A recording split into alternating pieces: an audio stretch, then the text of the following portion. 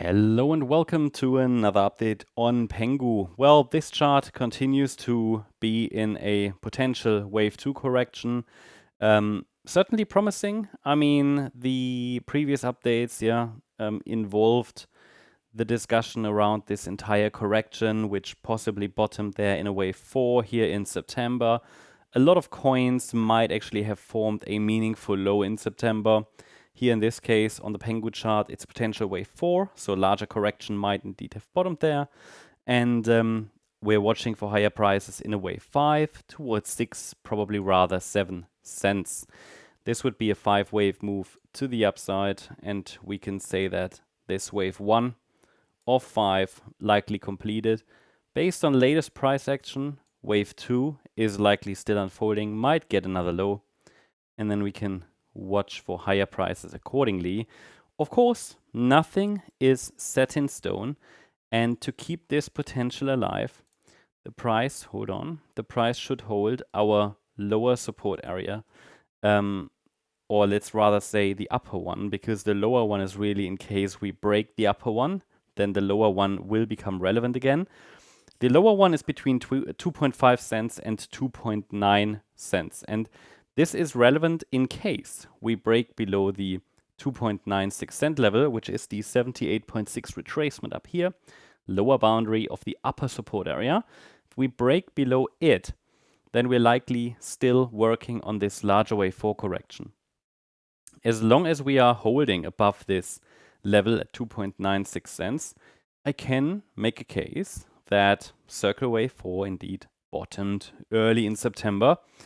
That's, by the way, this September low, by the way, is also the formal invalidation point for this 1-2 setup, which is a bullish Elliott wave setup, and it is at 2.76 cents. Now, the difference to the support level, the 78.6 retracement at 2.96 cents, is that, well, the invalidation point, that's really make or break. I mean, there is no wiggle room left, yeah?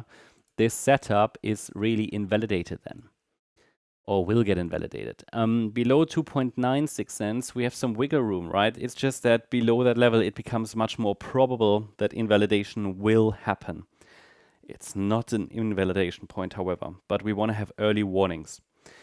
So basically, the C wave to the downside of this wave 2 could still be unfolding. But yeah, in that case, the price failed a breakout to the upside. Okay, it was an attempt.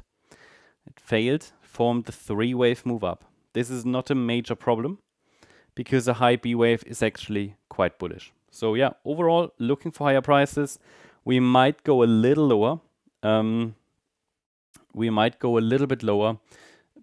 Either way, at the moment, there is no confirmed local low in place here. Now, what we can do, and that's something that often happens, right?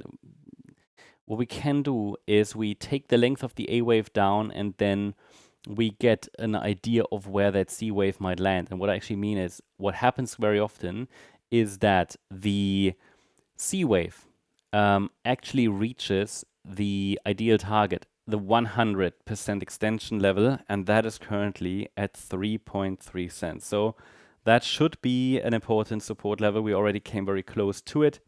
Haven't touched it yet in wave C, but this would be the next key support level to watch.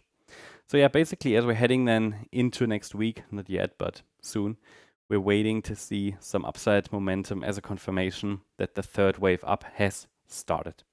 That's the update on PENGU. Hope you liked the update. If you did, please hit the like button, leave a comment, and subscribe. And if you're interested in additional updates, make sure to check out our membership and also join us on X for additional charts, news, and updates. The link is in the description and in the comment section. Thanks so much. Bye-bye.